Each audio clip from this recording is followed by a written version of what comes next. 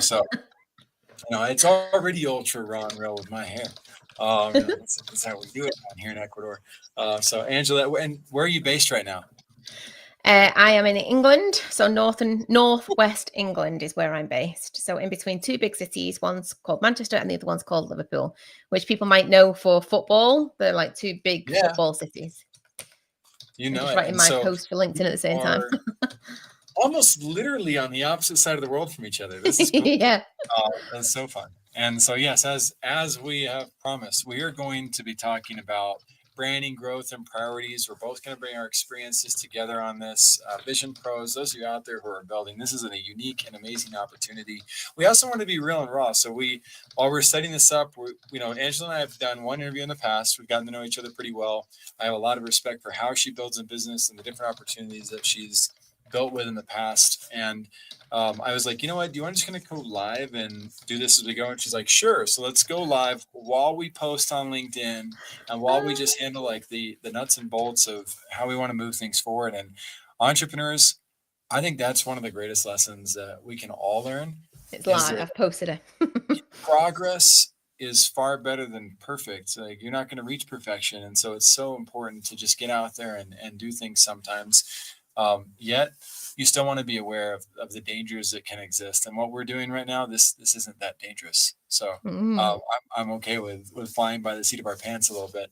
But we are going to spar today. I hope that you will look for opportunities to kind of poke holes in some of my theories, Angela, or things that I bring up, and Mm. I'll of course be doing the same. We'll play devil's advocate, and really I call Nice. angel's advocate for each other on this. So, anything you want to add before we continue to I don't know, more official segments, I guess. I think just to add that, you said that it's easy to kind of just go on and do these things as business owners, but the reality is actually it can be a little bit scary. The thought that people could potentially be watching you right now as somebody might walk in the door or you might sneeze or you might whatever, all of that authentic kind of piece is actually really real. The way that we are as business owners is we are that as people. And that's what I think is nice to show, that sneak behind the curtain of what it actually is to run a business, because it's not all the bells and whistles and the glamorous bits that you post online all the time. Yeah, no, absolutely. It's something I take for granted because I've been in the digital space, since I've been working for a startup since 2010. But I've been working heavily with video and video interaction since 2016 or so with video power marketing. And oh my gosh, just jumping on a Zoom call was scary back then. Like showing my face on that Yeah. Zoom call. And it's easy to forget to have empathy for people who haven't done that before. And then going live Mm. on podcasts, it's so much harder for me to record a VSL, by the way, like a static video that you have to get right and that you can edit. It's harder for me to do that than it is to go live. I don't Right. know if that's weird or not, but what's harder for you, pre-recording a video or going live? Pre-recording is harder, and the reason for that is because I overthink it, and then I really start thinking about the words and what my face looked like, and did my hands look okay at that point, and was I breathing in enough? It's a big one. But when you're live, you're just authentic and it's just you. You're just I think you're more involved in the conversation as well when you're live, because you can't Mm. edit what it is that you're saying, and that and ah and the thought process is actually nice for people to see, that you're not always polished and you don't always have the answers, to come out off the cuff. I love it. I love it. I got the huge advantage here because I get to lead like the direction we go, and there was no questions provided. There was no direction other than we're going to be talking about vision, and then we came up with the conversation, the two founders sparring, literally like right before we hit live. So Angela's coming in fresh, so I'm gonna take the lead on this, and I'm gonna plant the seed for you, so you have a little bit of time to think about this, Angela. But if there's a concept that business owners are kind of unaware of or not participating in that can make a big difference for their brand, what Mm. would that concept be? What's something that you can give to the world that will make people go like, dang, I'm excited to dive into that, or I really need to verify that with ChatGPT, or like I should probably see if my business is doing that. I'll lead the way on that thought process. So Mhm. one of the big concepts that I've been teaching clients over the last year that is just blowing everybody's mind, because nobody in the world is teaching it and it's so fundamental, it will literally change everything about how you think about the business. It's called the 7 avatars of business. The seven Oh. avatars that we need to prepare for as a business. Nobody's teaching it. It will change the game for you. It's one of those things that we're going to talk about on your side, Angela. Is there a concept like that, something that you want to bring up today that will help people get centered around what's most important for them for their branding, for their growth, or for their priorities of their business? For me, it's about personal branding because people buy from people, right? So if you have your business brand, it's always the polished version of that. It's the thing that you publicly put out there on social media and in your marketing channels. But personal branding, there's been a massive rise in that in the last couple of years. And particularly, I'm seeing it this year. And I think it's because people want to show their own stories. They want to show their own passions, their own purpose, their own sneak behind the brand of what, is the kind of glamorous, glossy version that goes out there. And I really engage with that. And I'm really into it now. I started that journey of personal branding in January this year. And I was really quite scared. Like, oh my gosh, I'm going to press record. Oh my gosh, I've got to do 14 version or something. Oh, I want to post something on social media, but I don't know what to post. And now I just post anything and everything that comes into my mind because I think then you're getting the actual real version of me. So when they do come working with me and they do become my client, they kind of know what to expect by that point because they've already known, like, and trusted you by that stage. Oh, I really like that. And I love that you add some context into that personal branding that takes it in an even healthier direction than I Mm. see most people taking that. So that is something that we're definitely going to spar on. For the sake of the audience, we're gonna dive into, and there are goods and bads and ugly signs of that. So I definitely want to. And like I said, if you think of things when we talk about the seven avatars of business too, where you're like, Jackson, let's poke some holes in this theory. Let's do it. This is like two mathematicians, my friends, going on chalkboards, and we're like looking at each other's notes and seeing what's there, and adding to each other's notes, while we're also allowing any of you other nerdy mathematicians to come along and play with us. So this is all about business nerdship and trying to create even greater visions for all of us. So we'll see you guys on the other side. We're gonna be right back. We're gonna take a short break, and then we'll dive right into our visions of how do we do a better job with our branding, how do we create more growth for ourselves, and how do we prioritize as business owners. All right, welcome in to Vision Pros Live with Jackson Callum. I'm your show host. We will be doing interviews for visionary entrepreneurs and guest leaders who are building fantastic visions out there.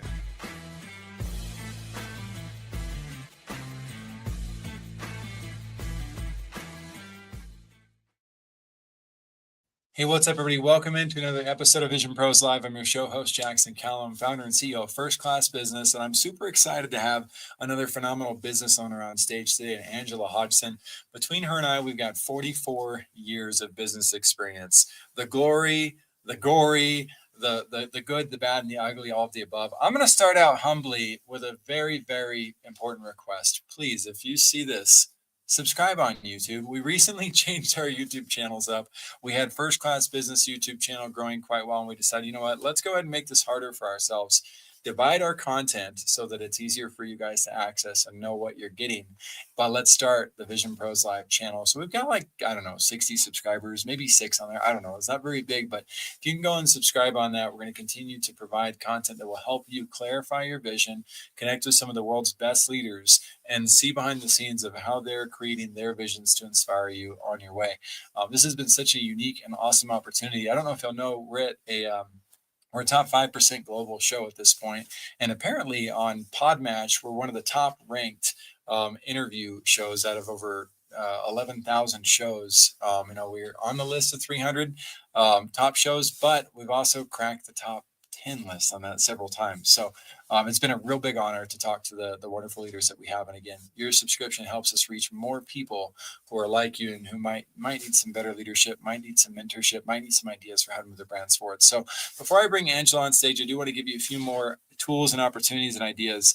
Junaid Ahmed of Home Studio Mastery.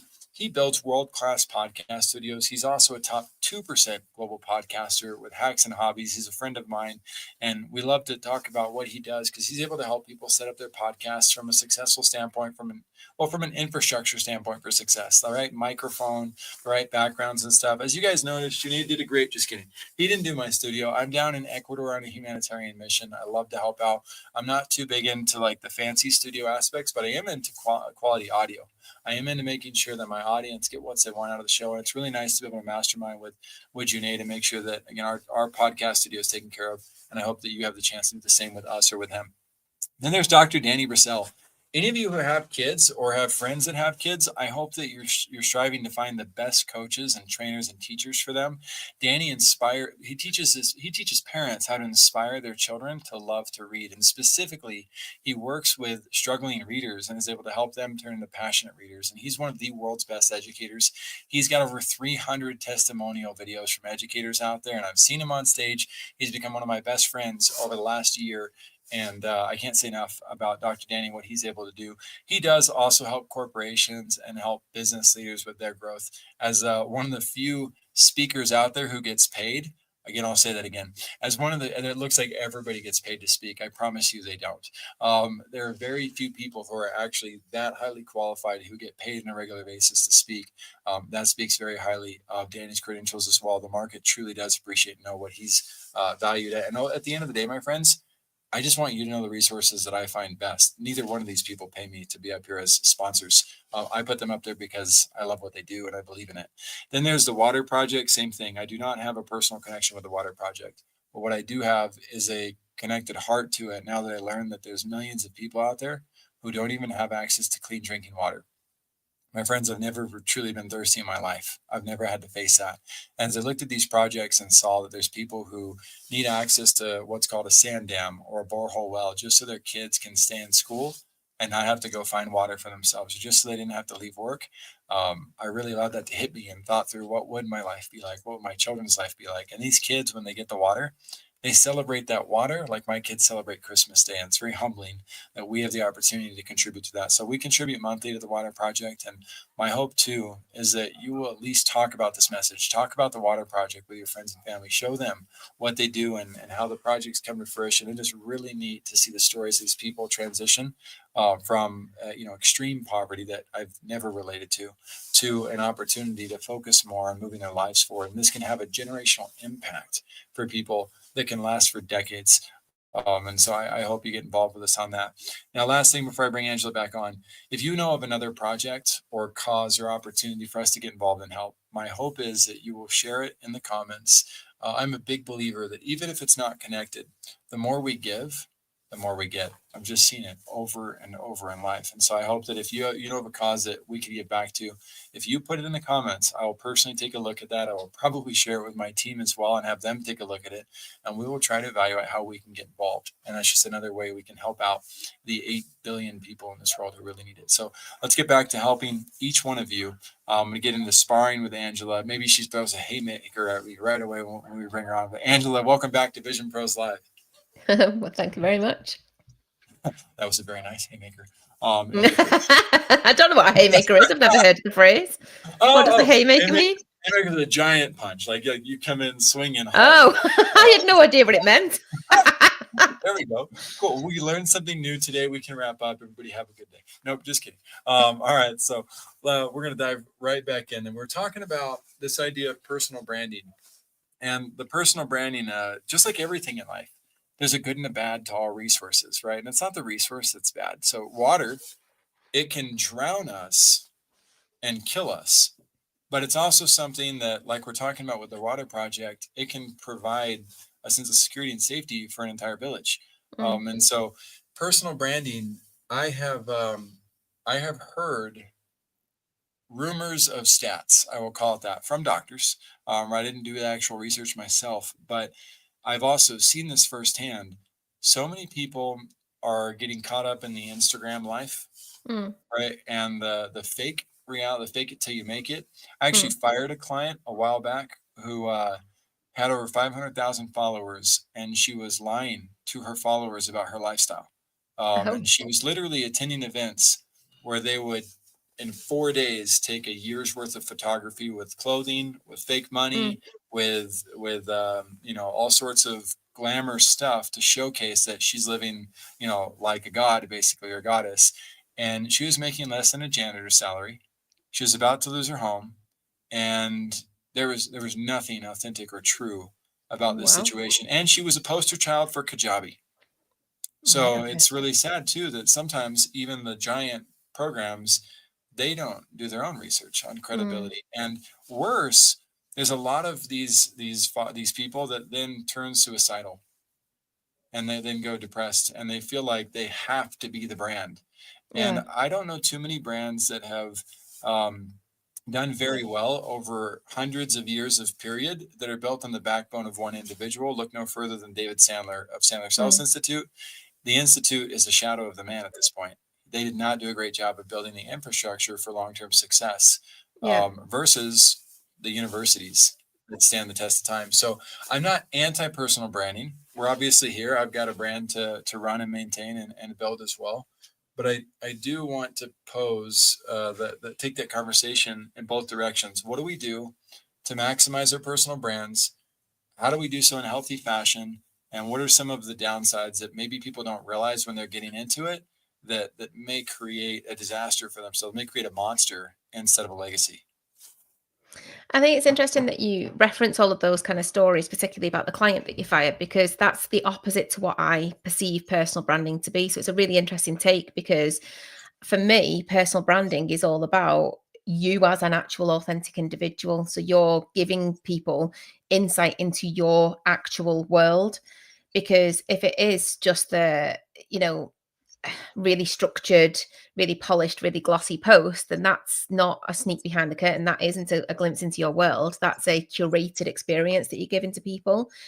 Whereas on my social media or on my personal branding, I talk about my burnout. I talk about how, I've struggled parenting my children. I talk about the failures and the massive mistakes that I've made in my career because I want people to feel inspired and to learn from that and to feel like I really do connect with Angela and I really do want to work with Angela because I kind of feel like I know her rather than me trying to pretend to be somebody who I'm not. And then they start working with me and they're like, I don't really connect, I don't really understand who this person is.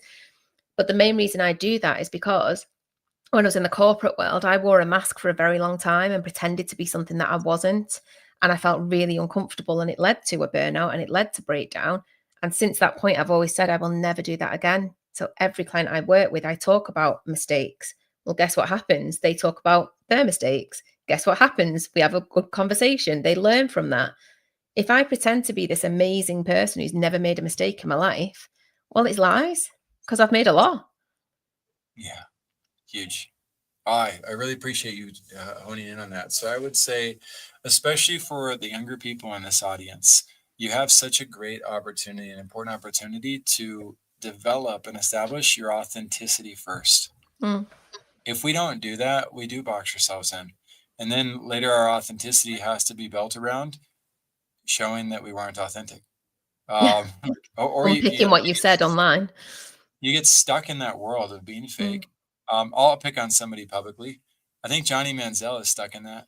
And that's a real tragedy. And here's where this came up last year. So Johnny Manziel, who was supposed to be, I think he was the number one pick in the NFL, and he'll go down in history as probably the biggest bust of a draft pick ever. And he doesn't like that story, I'm pretty sure. And I'm sure that's not the legacy that he wants to be remembered for, as being the cocky A&M football player who is Mr. Money to then not making it at all in the NFL. And so I saw him bounce back last year.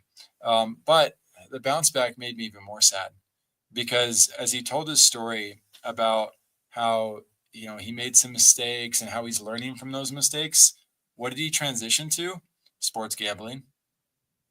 Right. And Okay. his story is not about, oh, look at what I did and look how I'm improving. It's, hey, come join me on this sports gambling venture.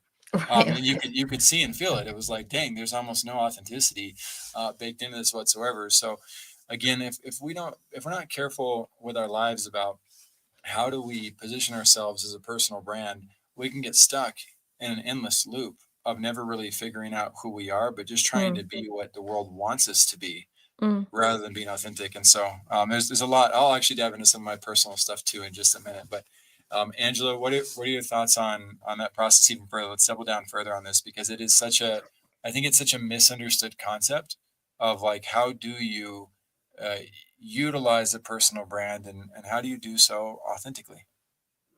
Well, it's interesting actually because I wrote an article on this. I'm a columnist for a business magazine called The Female Boss, and I wrote a column exactly about this, about how you are successful without having just the curated reel behind the scenes, sorry. And I wrote this whole thing around how even in business, in your family life, you look at Instagram or you look at Facebook and you see these amazing children who look amazing, and the lovely stage photos. Like pumpkin picking was a big thing recently. Everyone's pumpkin picking and they look just Mhm. beautiful in these pictures. And then I look at the pictures of me and my children pumpkin picking, and they don't look anything like that because the kids are screaming. It's really cold. You're trying to do the s'mores, and there's blooming marshmallow everywhere, and there's chocolate everywhere, and people's hands are dirty, and they're crying because they didn't get that particular pumpkin, and then the knife won't work. And but that's That's the right. reality that, yeah. So what, the reality, if you think I really want this really lovely hay bale pumpkin type picture, is not the reality of how you get to that picture. It's the one snap that you manage to get. So I think when you show up online from a business sense and actually show, things aren't great every single day. Like I've delivered a training course last week, and I was talking about, in fact, yesterday, I think it was, and I was talking about how to be authentic in your business and to grow your business, you have to change as an individual to do that. And there'll be Mhm. things that you look at and you think, "Oh, it's not kind of, how I want it to be." And I was talking about how to be really structured and have this really good rhythm in your business and how you can be successful from that. And I'm teaching that. And then I'm saying to them, but this week has been chaotic for me because this, and this. You can still know the things and not apply it, but then Yes. that makes them feel a bit better as business owners, because then otherwise I don't want them looking at me thinking I'm doing it in this perfect way, because I'm not every single time, but with intention I'm trying. And I think the more you show that publicly, the more you're giving other people permission to try. Otherwise, then you're going to be so far elevated compared to where they are, they're never going to feel like they can reach it. So it's not aspirational. It's actually off-putting. Yep, absolutely. And I want all you business owners who are not big on the personal branding side to realize that while it's an opportunity, it's not for everybody. And Mm, it's not something that you have to do for growth. We mhm, are, when we get into the seven avatars of business, we're going to talk about dynamics of business and actually like the tactical and the infrastructure side of things that are going to help every single person who's listening to this. But I still think it's so important to not bury the hatchet on the personal branding. Don't turn yourself against it. Don't turn yourself for it, but just continue to see and look and see like, okay, how does this work? Because people like Walt Disney and Steve Jobs, and Michael Hyatt, T. Harv Eker, Robert Kiyosaki, and they can keep going, Dr. Eric Berg, they have built such a dynasty for themselves by making sure that they are getting their own personal brand out there. I'll also throw Stephen Bartlett with Diary of a CEO in there as mm, well. Like there's so many people that have been able to um, build with that aspect of personal branding.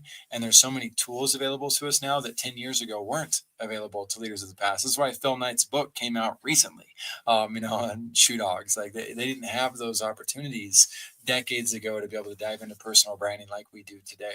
yeah. So there are amazing opportunities there. I want to hit on this Halloween idea. Just because you have great family photos during the holidays doesn't make you a bad person either. It doesn't make you inauthentic. Oh, no, not at all. And, No. and so I know you're not saying that, Angela, but Mm, I also know some of us have that inferiority complex, that worry and fear, and it's just so easy to get in our heads. I had that Instagram family. My first attempt at being a family man and having a marriage. We made it 8 years. We are divorced. We had three blonde hair, blue eyed kids. They were very photogenic. So we had a great life, and there was a lot of awesome things that were going on with that. And I still had a lot to learn about authenticity. I don't think I'll ever stop learning about how to truly be my full self and accept my identity fully. I think that's a part of this life. But I can say that when we were in that position where we were kind of like everything looked wonderful on the surface, no, not everything was wonderful on the surface, and we never tried to portray that. But the grass looked greener mm, in everybody else's photos, right? And it looked like everybody else had it better than us, and we got into this like shameful act of comparison too. And I guess I should only speak for myself on that, but it's something where we have to be careful about, can we still maintain our sense of gratitude? Can we be grateful for what we do have? And when we're mm, trying to have those pictures and one child's sick, or one child's upset, there's all sorts of challenges that exist in life, and I think sometimes we we almost want to look past or move past or fast forward past those moments, like in the movie Click mm, with Adam Sandler. And it's like, well, wait a second, no, those are all part of the elements that contribute to the holistic good and beauty of life itself. And so, mm, again, I want to just triple down on exactly what we've been talking about, which came from Angela, not me. Authenticity comes first, right? That's the core of this personal branding process. And so, if you're younger, I'll share what Ali Abdal shared about the experience. He said, just speak from. He said, I'm a doctor, but I don't ever leverage that, and I never would. I just speak from what works for me and what things have transpired from my life. And if we stay rooted in that as we strive to build our personal brands, then we don't run the risk of being inauthentic. We don't run the risk of being a faking it till we make it. We don't run the risk of imposter syndrome being able to do overpower us as much, because we know in our hearts of heart that, like, no, this is just who I am. So another vulnerable side. I've never shared this before. In the last year, though, I actually went homeless, and it's like, Mm. what? Yeah. First class business is a beast of a business, and there's a lot of cool things about it. And Vision Pros Live has done awesome. We get a lot of things, but you learn things. And now I've learned that these articles where these billionaires talk on Forbes subtly about, like, it doesn't get easier. You just have more to lose. Mm. You have more expenses. There are bigger challenges that exist, and so I've never been able to get to a point where that full sense of security is like permanent, and where the our business slogan at First Class Business is sustainable revenue growth. You know how embarrassing it is to go homeless with that as your tagline. It's like, whoa, I had to really evaluate, like, okay, how how do I relate to this line now, when I myself, my business model ended up becoming unsustainable. And Mm. those types of challenges, like, do you talk about it? Do you not? Do you wait till after? Mm-mm. I decided, you know what? No, I'm actually willing to be open and real. And it was a weird day to call some of my clients and be like, hey, can you Zell me? Can you sell me something? Because I got nothing right now. And that that process, that walk of shame, if you will, or that walk of, I'll call it, ownership, of saying, here's where we're at. Here's what we need to learn from this. Here's where I can go from here. Do I have to give up? Do I have to throw in the towel? Do I have to let go of everything? No, but I do owe it to myself to be authentic with it. So again, thank you for bringing that up, Angela. I think it's so valuable to be able to do that. And my friends, be very careful with what you share and who you share it with, when you share it. I don't want to I don't want to inspire you all to go and expose all your dirty laundry to the world. That's not what my statement is about, as much as it is like, no, it's very important to establish who you are as an individual and how to be authentic in the process. So Angela, let's end with your words on personal branding and how to go about it. What else on the positive side, or I guess just on the open nature side? What else would you like to talk about for personal branding before we switch gears? Well, before we do that, I want to just come on to what you just said about the homelessness, because I don't want to go back in. I don't want to go into personal branding when you've just revealed such a big, significant thing about yourself. So first of all, I want to say well done you for being so brave and honest and open about those issues and experiences that you've had in your personal life. But secondly, well done you for actually making the choice, if it was a choice, to go homeless, because you talk about sustainable revenue. If you'd have continued on the pathway of having whatever those assets were around you, you'd have been even more unsustainable, because you'd have ended up racking up a load of debt.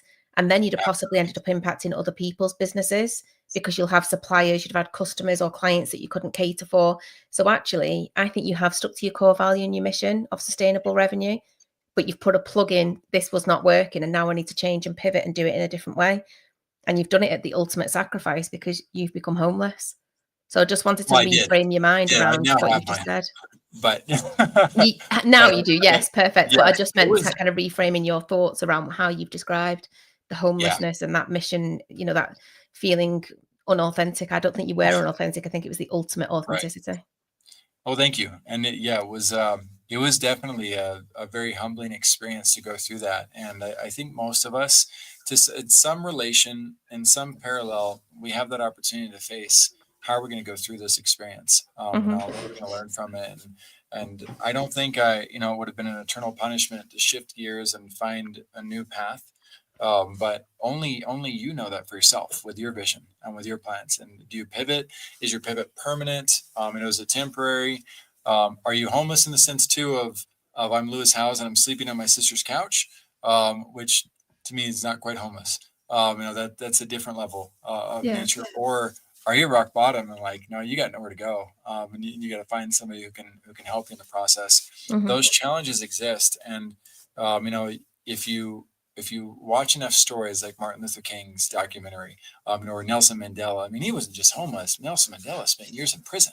Yeah, I did. Yeah. Like, that is some rough stuff. But I can't speak for him, but I can tell you, in my most difficult and darkest of experiences of life, I have often learned some of the greatest pieces of wisdom and the greatest moments of like, dang, this is going to help me forever now, whether it's through empathy, through compassion, through the sacrifice, realizing the resilience that's available to us. There's so much that's there. So, again, be careful, my friends, as you consider how are you going to dive into your personal brand experience authentically, and just know that it can pay off huge dividends for doing just that. And Angela is a shining example of how to go about that.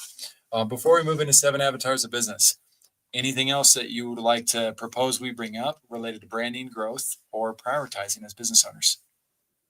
These go fast. The other thing that the other thing I would actually like to bring up is, as a small business owner, is don't be put off by the big brands. Don't be put off by having to have an actual brand to start off, because I never had a brand literally up until about 5 months ago, and I've been in business for 5 years. I didn't have a brand. I had a logo that my friend created for me, and Yep. I had a color palette, and on reflection, I had this color palette. And it was blue and yellow, and I always thought, I wonder where I got that from. And then I looked at my son's school uniform, and it's blue and yellow, and because I see it every day, and they were literally this exact same tone as my son's school uniform. So up until literally a few months ago, I never had a brand. So don't be put off about starting a business because you think, oh gosh, I've got to get a brand. I need to, I need to have all of this stuff, and I need brand guidelines, and I need, you don't. You need a presence. You need authenticity. You need something that is something people want to buy. You don't need a brand behind it. So I renamed the business. As I say, I think it was August this year that I did it. And it used to be called Elite Business Improvement, which was just a name that I just kind of plucked out of the hat, really. And this Ignite Improvement was more about me. And by that stage, I really learned about who I wanted to be and what I wanted to deliver to my clients. And my husband and I own the business together, and I want to deliver all this momentum and all of this energy. So then this blue and yellow school uniform branding didn't really sit for that. Mhm. So then I've got an amazing graphic designer who I work with. So shout out to Louisa. And she's created this brand that I really, really, truly now believe in. So that's Mm. two things, really. One is don't be put off and scared to start a business because you don't have a brand. And two, when you do invest in it, invest properly, get a proper graphic designer to do it, I'll spar and back though. really I'm going to believe in spar it. back on it. Big Okay. time, big time, big time. We do branding guides for free at First Class Business, for free, 100%. It is not about the monetary investment, and please don't wait on that process. But I will spar back in a way that if you did, and if you do, it's not the end of the world, but let's not turn our blind eye to either side on that. So if you feel the need to move forward without a brand, move forward without a brand by all means. Just know that 96% of businesses lose within 10 years and 4% survive. And you're putting yourself in a position to where you may sacrifice opportunity. I would say the better opportunity on that, and we're both, I think we both back this, is work with mentors that you trust. Yeah. Find people who've been there and done it and made it happen. But I can tell you right now, my first couple of brands had horrific branding. We suffered the hell out of those situations. I'm not going to lie to you. Don't follow that 5-year path that I was on. Don't do that. If you've got somebody in front of you who can help you on that process, then have an open mind, have an open idea, like, okay, maybe they can help me learn from their mistakes in the process. And as Angela was getting at, don't overdo it. Don't just go and invest in something and don't force the issue. But I would say that have an open mind to find the providers who can help you build things the right way.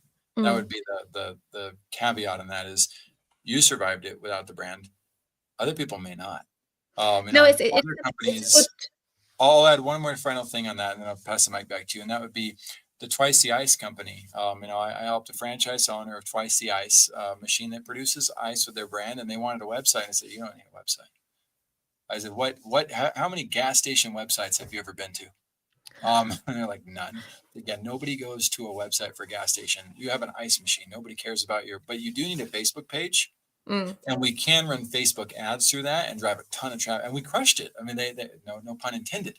They had an amazing campaign, an amazing opportunity. We did some local things with local restaurants and local entities that could also come in and buy in bulk. But there was no need for a website. So are there places and entities that don't need it? Of course there are. But again, this is where it's like, okay, consult with somebody like Angela has 25 years of experience, or Jackson has 19 years of experience. Don't make that decision by yourself. That would be my next piece of advice for all you Mm. entrepreneurs is stop deciding by yourself what to do. Get a team of brains and hearts that you trust around you to help you build. Angela, your turn. Yeah, so it's a really good point that you've just kind of sparred back with, and I'm glad that you did because I want to provide a bit more clarity. My points were around inertia of thinking, oh, I've got this idea for this business and I want to do something. And then the inertia that comes with, oh, I don't understand branding, don't understand marketing, I can't do it. So then it becomes that they just don't do it because it becomes a blocker.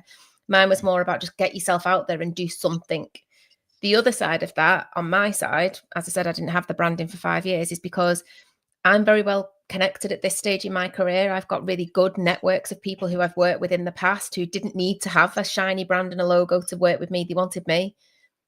So it worked because I already was known, liked and trusted by a lot of different people.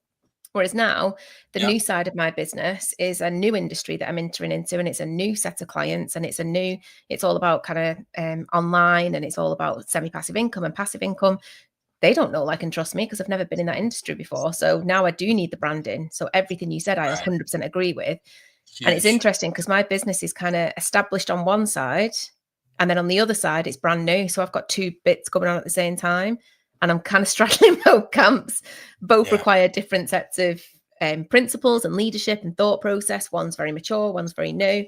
So in terms of that branding piece, I think sometimes you can get a bit overwhelmed with what you're trying to do, and sometimes that stops you doing something. So my thing is just do something, even if it doesn't look pretty at this particular stage. The main thing is about trying to get the revenue, trying to build your clients. If you need Yeah. the branding to get the foot in the door, then it might be a what you call it, connected piece, or it might not. You don't know. Yep. And I'll continue to play angel's advocate on that. And in relation to these blockers, a lot of times, my friends, the blockers are necessary. They're healthy boundaries. They're things that it's that feeling like I'm in a dark on a mountain that I don't know which way to go. And you got a blocker that's telling you not to move forward. And then all of a sudden, you're able to get your flashlight on or whatever. You find out you're on a cliff's edge. Right. That is entrepreneurship 99% of the time. Yeah, You are I agree. facing the effing cliff's edge. Hmm. And if you don't realize that and you turn a blind eye to that, you're going to fall off and it's going to Mm. hurt badly. And the bigger you grow, the harder you can fall, the further you can fall in the experience. So I don't mean to scare all of you as much as just validate the reality that you got an internal instinct to trust. And the opportunity is to figure out, okay, well, what do I do when I feel that sense of like blocking there? What is it that I need to learn from this experience or move on? And odds are, if you've got one coach by your side, if you find yourself saying, I have a coach, then just realize you have a poor mentality.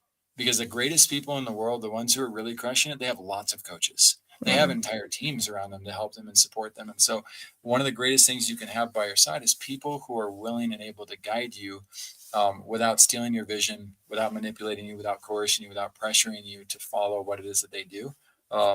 Think people like Grant Cardone, who have a bunch of sheeple that follow them. If they're telling you what you should do, what you have to do, what you need to do, odds are that's not the type of leader that you want by your side. It's more of the people who are willing to hear you out with where you are, ask better questions, and figure out what could be possible. What are your opportunities? What feels right? That will expose the cliff's edge without pressuring you forward or pressuring you away, so that you can then make a more collectively sound decision. So we're going to dive in to this other side of the 7 avatars of business. This is something that I've taught to about 100 people now, and I teach it from a humble standpoint of like, please, if you guys have heard this in the market somewhere, let me know the resource, because that guy's a genius or that gal's a genius. And it is so logical that it makes you go like, why the heck are we not talking about this more often? And I'm going to put you in the guinea pig seat on this, Angela. And if Angela surprised me, she's like, oh, these are the 7 avatars. Great. If not, what we're exposing is not somebody who doesn't know what they're doing. What we're exposing is the reality that somehow we continue to tolerate a 96% failure rate in the market and a 4% survival rate. And we aren't putting together these super simple pieces that are a little bit complex to build out, but they're necessary for us to understand as businesses. So today, Angela, you and I opened a brand new restaurant in theory. And our restaurant, let's call it Angela's Pizzeria. And Oh. there's 7 different avatars. There's 7 different types of people who are going to walk into our doors, and we got to figure out how to serve them. And so I'm not going to lead the witness on this. This makes me a bad teacher right now, so that you guys know. Normally, you give people context. No, we need to see, because if I were to say there's 6 different levels for marketing and marketing influence, oh, unaware, aware, consider, like that stuff's already known in the market. So it's Mm. possibly, I don't think that these 7 avatars are out there right now. I mean, I've And never heard of them. we're gonna see. Maybe there's some other definition or name for it. But somebody opens our door to Angela's Pizzeria. What's the avatar, Angela? Don't make mistakes on this. You could say it's like a Lego man or so. I don't. We'll play with it. But who might walk into that door? What type of avatar? A family man with his family who's coming. It comes every week to have a pizza with his family. It's like a little treat and a ritual. Very good. So that would be a demographic and a psychographic combined for the family man. But you said something key. You said this guy comes in every week like a ritual. What do you call that avatar? The person who's purchasing and coming over and over again. What are they called? I don't know, loyal customer. Very good, customer. You nailed it. So that is one of the avatars that walks in the door. Is you've got a customer, somebody who purchases and somebody who purchases on a repeat. And so sometimes in other markets that's called a patient, or it's called a client. Mm-hmm. It's called a consumer. There's a number of different, a patron, a resident. Those are all fall into that exact same category, number 1 of avatar. So customer. Business owners are really good at paying attention to the reality that they want customers. They need to prepare for their customers. The door opens again. In walks another person. What avatar is person number 2? Somebody who's an office lady and she just wants to grab a quick snack because she's working late on that night. So that would be a customer as well. Very good though. Different type of customer, but she's coming in as a customer. So the door opens again. Third person walks in. What might they be? What might their intention be? Or what might their to sell me something? So they're going to sell me some equipment, or they're going to sell me some boxes or some ingredients. I love how many people dive into this. This person's going to take my money. This person's this person's probably going to be some type of dog eat dog world. And we also call these people vendors. We call them providers. We call them distributors. I call them strategic partners. And I'm not looking at these individuals as people who are trying to sell me. I'm looking at these people, again, I'm going to use the word vendors more commonly here.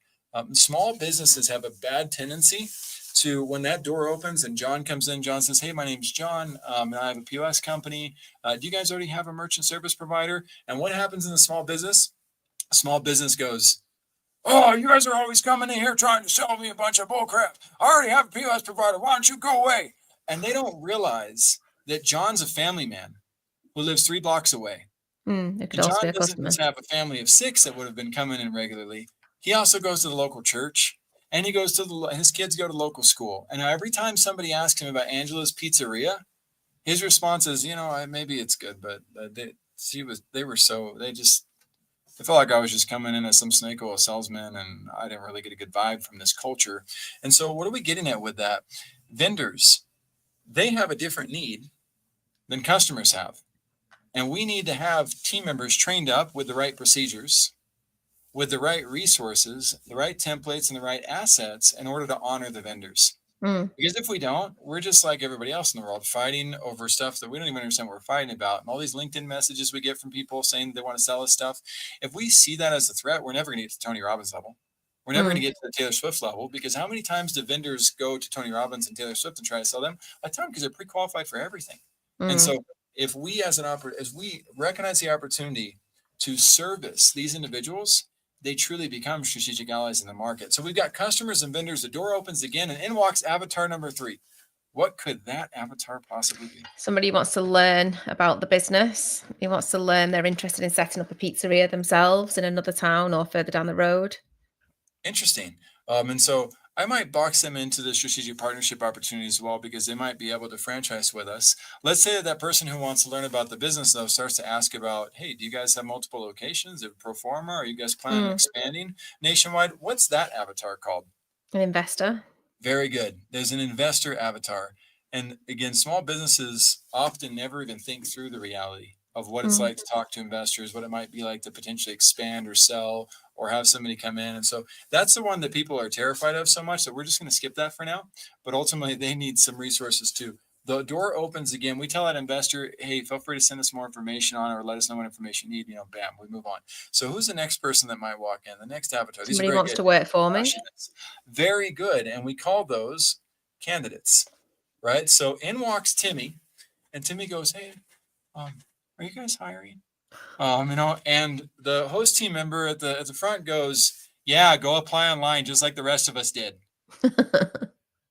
How's Timmy gonna feel? He'll probably never come in again, and he probably won't have the confidence to go and apply elsewhere. Oh, and that's so sad because Timmy, we only apply as candidates at places that we actually like. We were already probably an ambassador of this establishment, but now you've just kind of crushed little Timmy's hearts and dreams. And while he may not be great on at representing the company front facing, he might be the best dishwasher there is, or maybe Oh, he's loyal enough to stay for 10 years, and maybe he's the best delivery driver that yeah. you'd possibly have. We don't know, but if we don't train our team members how to support those candidates that come in. And again, what's the asset they need? What imagine your team members like, hey, yeah, if you eat some pizza first, then maybe we'll give you a chance. Like, what are we training our team members to do in these scenarios? We're often not training them at all. And No, I so the agree. Timmys of the world, the great ones don't end up coming in. Who do you end up with in that case? You end up with the most desperate candidates, the Mhm. ones who are going to be the worst to work with because they're the ones that are willing to put up with that bullcrap.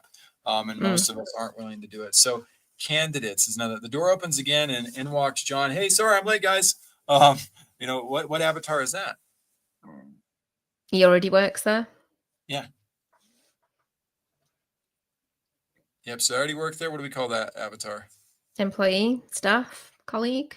Most of the time, and so if I really want to create a bad culture, I'll call them staff, I'll call them employee, I'll treat them like they're not important. But I prefer to use the word team member. Mm. Right. So when we have these team members and we treat these individuals more like equals, and we start to realize, wait a second, for them to do well, we need procedures.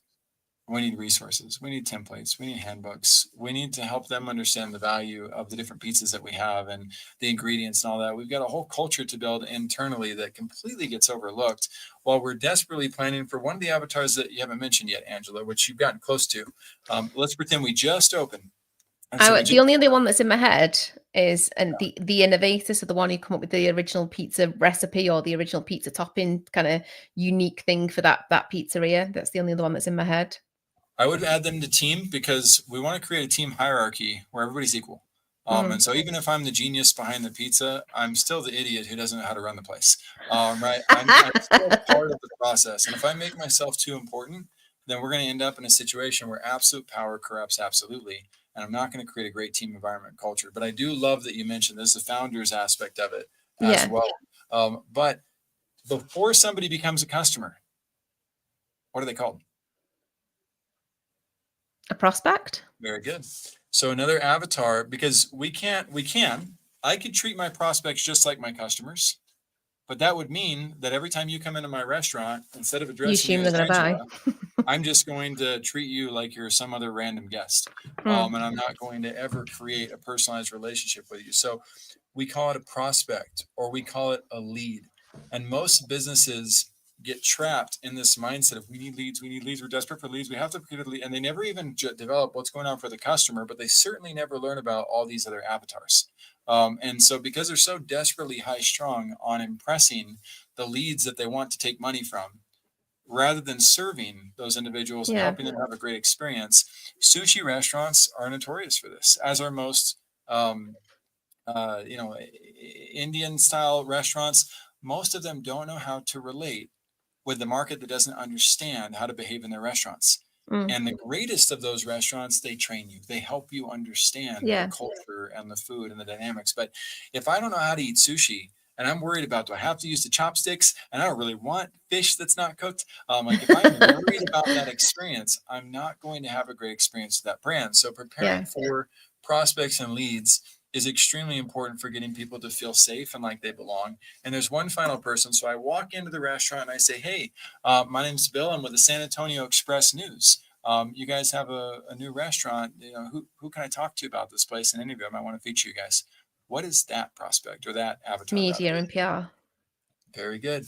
So we got PR, media, press, and If that host team member or team doesn't know what to do, they start calling the owner.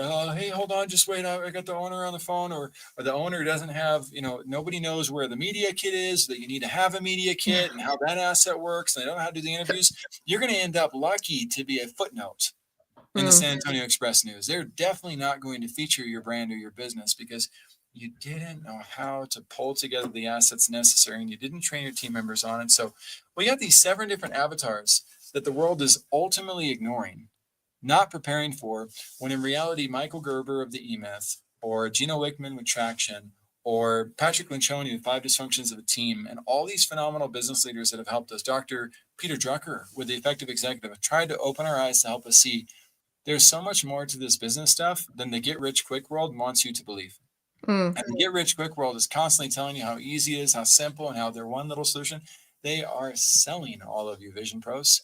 They are trying to help you make quick gambles so that you will invest in them so they can get an MRR, monthly recurring revenue, from 1,000 different people, and they never have to think to truly serve your needs. But if we're going to be responsible business owners and we're going to scale, then it's so important to realize that every single one of these 7 avatars needs different procedures, needs different resources, needs different templates, needs different training, needs different workflows, needs different pipelines, needs different email sequences. By sequences, by the way, you can't just write one email for a prospect. You have to have a series of it. Same thing for an onboarding of a client. Same thing for an onboarding of a team member. You've also got automations baked into that as well. Then you've got pipelines to build out. Pipelines from awareness all the way through loyalty.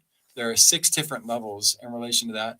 And then there's the actual marketing influence of going from awareness to wanting to purchase. If you were to multiply all of those, I've got a breakdown of these, all those elements times each other, you're talking over 11,000 variables. Wow. And if you in your own mind as a solopreneur, as the successful world calls a wantrepreneur, believes you're going to figure out how to pull that off all by yourself, one, I congratulate you. That's a level of self-assuredness I cannot possibly attain. Two, if you do it, like, hats off to you, amazing. You're the one unicorn in the market who's able to pull it off. But 3, if you have the realization that I had, oh crap, I should probably have a team of people help me build this stuff out. Maybe I don't know as much as I think I know. And maybe I need other people to help me. My hope is that you will use this as a gift. I hope you've mapped it out and thought through, what do we do as a team? You can use this on your own. You do not have to work with me in order to unpack that. You can ask ChatGPT as well to take what I just said and try to build out something for it.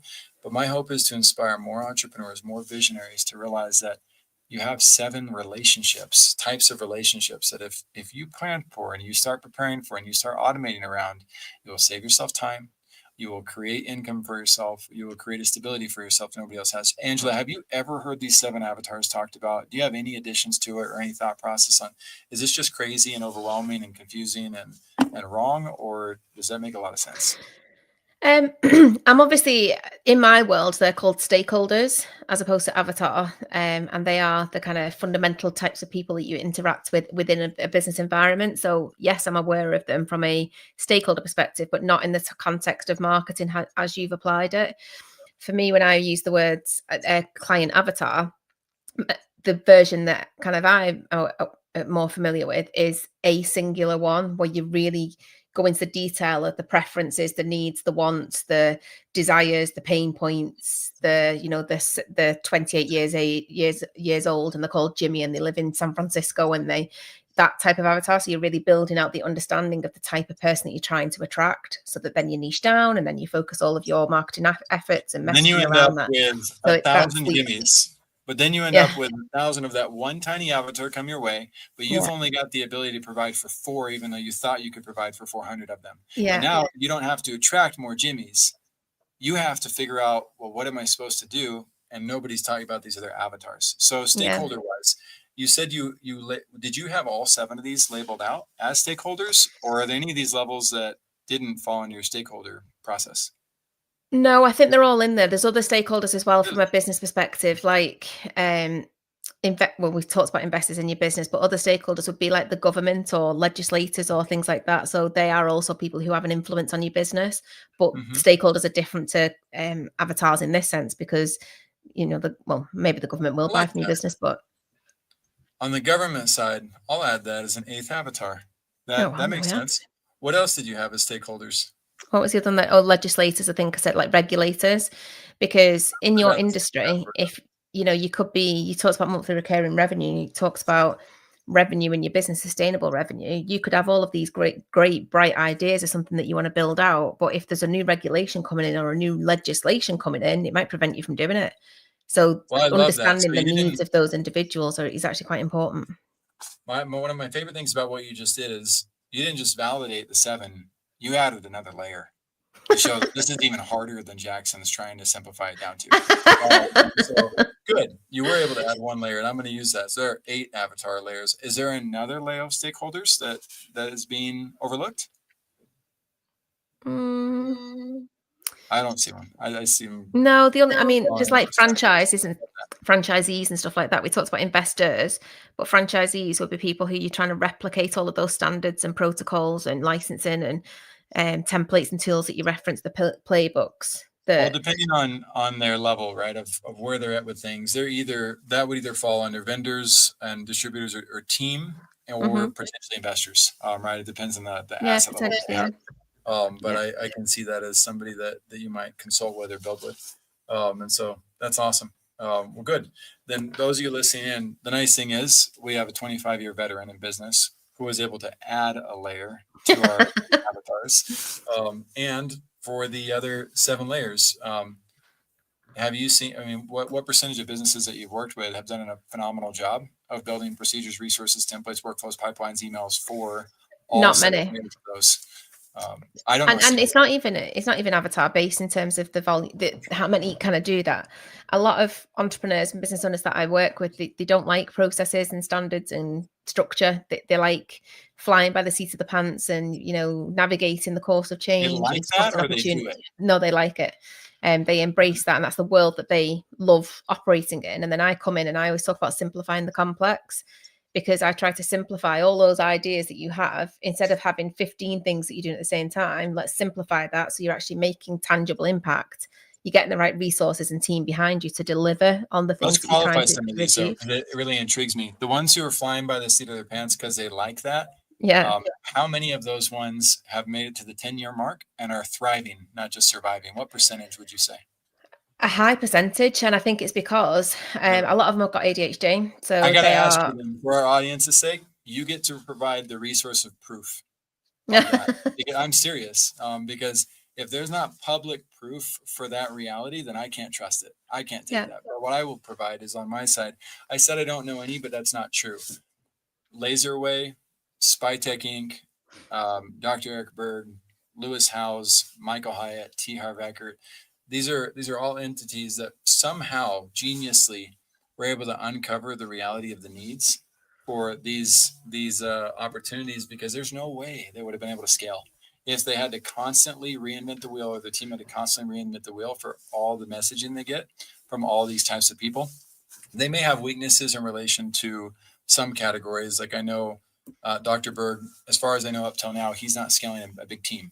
Right. So I have a feeling his resources for team development are probably less than his resources for his existing customers who absolutely love him. But I can't think of too many of those individuals that are thriving past the 10-year mark that are like, oh my gosh, I can't wait to fly by the seat of my pants today and not know what I'm doing. I don't know. Well, to spar back, the please. context around that is because of 2 things. One is that they get the dopamine hit from operating like that, but they've normally found an amazing partner who they work with, who does all of the behind the scenes, Who is puts the the example? processes and standards in there. Well, it's actual clients, so I don't really want to say people's names. But they are people who they like to operate in that crazy world. They like to operate as flying by the seat of the pants, because they are so visionary. But the reason why they can operate like that and bring all of this knowledge and bring all this energy actually into the business is because they work with someone hand in hand, who then does all of the processes, procedures, compliance, systems, and all of that type of stuff. So then you find your effective partner who enables you to still continue to be like that. That's the type of conditions when they've got that backup behind them. But the other side that I see is the business is thriving, but they're burnt out. So the business is still here 10 years down the line, to answer your question before, but they Yeah, are burnt out. And it's that at that point when they normally kind of come to me, and then I can help them to not be burnt out, but got it. still have a great business. So there are That makes caveats to sense. what I just said. For You sure. either need the partner, or you need to have something that's going to support you from not burning out, from operating at that high dopamine, high CT I love pants that. process. That's been the challenge that I've seen too with Gino Wickman's theory on EOS and the integrator is that out of all the relationships I've seen that do that, yes, that person can thrive on that dopamine and that energy, but there's almost always somebody they're abusing in the process to Mm, take care of all of the nitty gritty details. Very rarely do those people actually have a sense of like gratitude and a sense of full appreciation of the team members that they're moving forward with. And I don't want to be that type of visionary. And I don't want to empower. There's another great movie on that now that you mention it too, called The Aviator with Leonardo DiCaprio. And that not movie seen it. exposes this exact reality we're talking about, where he was literally sacrificing people's lives trying to get the aviation industry to move forward. And there were people dying, and he did No. not care about other people's opinions, and he just kind of moved. And he's like the poster child of the extreme side. And so I don't Okay. mean to say that everybody who operates that way is a direct reflection of the gentleman who ran that.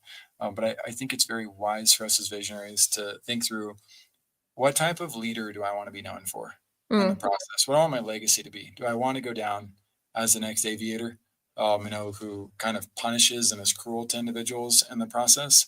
Or do I want to have a stronger balance, and one where my team members, 10, 15 years when we're talking about growth, are able to honor the type of environment I was able to create for those mm, that I worked with. And so visionaries, that's where I lean towards. That's my bias. My bias is I want a team that loves me.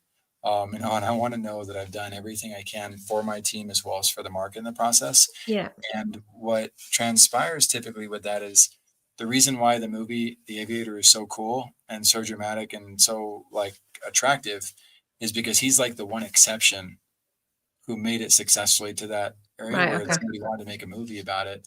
Whereas most people who attempt life that way never make the history books and they're never worth talking about. They end up burning their own legacy to the ground in the process. And so, branding, growth, priorities.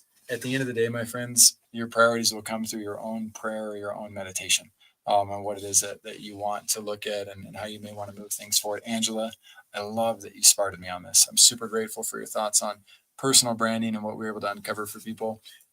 Your feedback in terms of the 8 avatars as well, and the new gift of the 8th level that you added to that. Would you like to share any final thoughts of wisdom for those who are listening today? My final thoughts of wisdom are around just coming back on what you were just saying, actually, around the flying by the seat of the pants and the kind of visionary leader. That's me as well. Like I am, quite visionary. I like the imagination, creativity. I like all of that, coming up with new opportunities, building new relationships.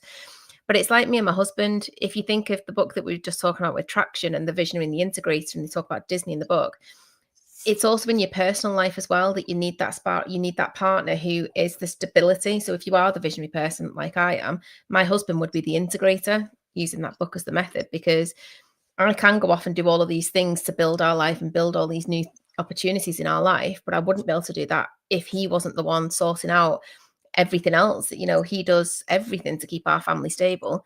So I might be the one booking the holidays or looking at the next thing that we're going to be doing, but he's the one who's making sure we've got bread and milk, and the kids are fed and they've got the school lunchbox packed for school and all that type of stuff. I don't do any of that stuff because Mm, I do this and he does this.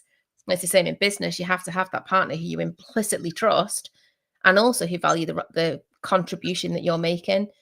Because if he didn't value me doing that and I didn't value him doing that, A, the marriage would break down, but businesses break down because of the same reasons, because they just exactly. don't see the valuable contribution. So that would be my closing thoughts. Whoa. Okay, that's just huge wisdom all around on it.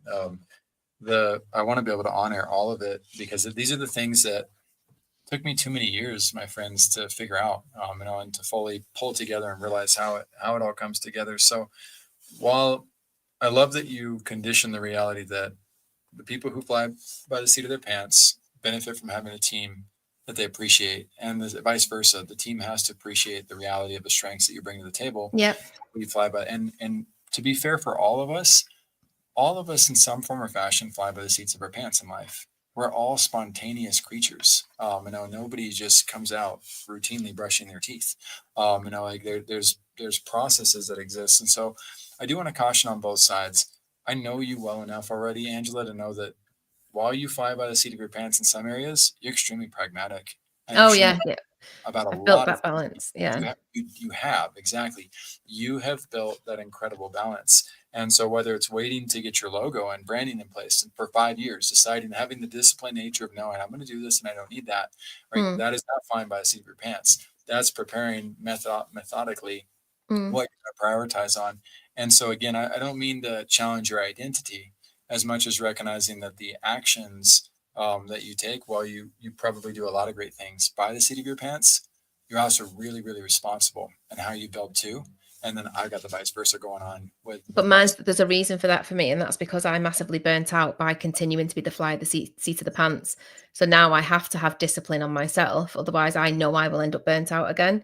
So it's from going through trauma basically that's made me completely change my style. So now I really value structure and I really value discipline and process, but I still also really enjoy this world at the visionary and the thing. But I think I've become actually quite a balanced person over these last 5 years post that burnout, because I've recognized I can't operate only in that world. So I've become my own kind of balancing act. But my husband makes it even more balanced because he is the ultimate stability and all of that stuff. And that's never really going to be me. Huge. And that's hopefully what we've just gifted to the future visionaries who are listening to this, is the ability to realize, dang, okay, maybe I can learn from their experiences on this and start to achieve that from the get-go or from the point that you're at. So Vision Pros, if you've got anything else to add, if you got any comments, any questions that you have, feel free to drop those in the chat. Of course, I highly recommend catching up with Angela Hodgson and seeing what she's up to with Ignite Improvement and seeing how she might be able to help your brand. I know I will be doing the same. As long as she's able to tolerate my contrarian nature of, well, wait, I want to look at this too.